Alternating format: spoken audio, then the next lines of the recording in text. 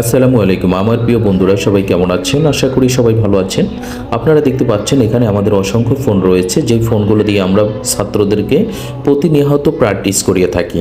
আর এখানে বাংলাদেশের বিভিন্ন জেলা থেকে ছাত্র আসে, ইন্ডিয়া থেকে আসে। আপনি চাইলে আমাদের এখানে এসে হার্ডওয়্যার এবং সফটওয়্যার উপরে কোর্স করে আপনি হয়ে যেতে পারেন দক্ষ একজন টেকনিশিয়ান।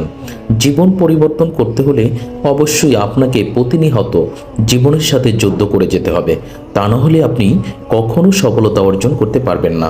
তুমি যদি সামনে এগিয়ে যেতে চাও তাহলে অবশ্যই তোমাকে ধৈর্য ধারণ করে কাজ চালিয়ে যেতে হবে। কে কি বলবে বা না বলবে সেদিকে লক্ষ্য না করে সেদিকে কান না দিয়ে তোমাকেই সামনে এগিয়ে যেতে হবে। তুমি পড়ে গেলে তোমাকে কেউ উঠাবে না, তোমার নিজেকে উঠে দাঁড়াতে হবে। তুমি হয়তো বা ব্যর্থ হয়েছো বারবার, যার কারণে মন ভেঙে গেছে।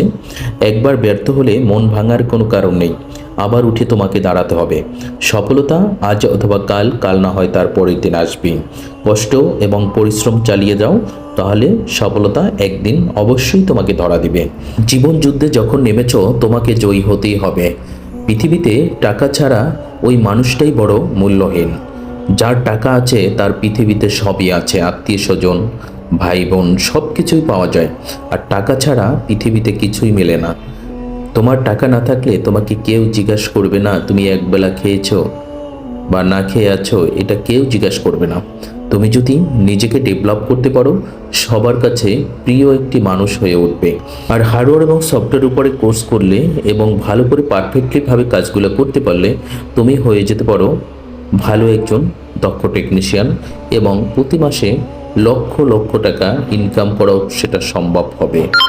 বেকারত্ব জীবনটা হচ্ছে একটি অভিশপ্ত জীবন। আমরা চাই না সেই অভিশপ্ত জীবন নিয়ে বাঁচতে।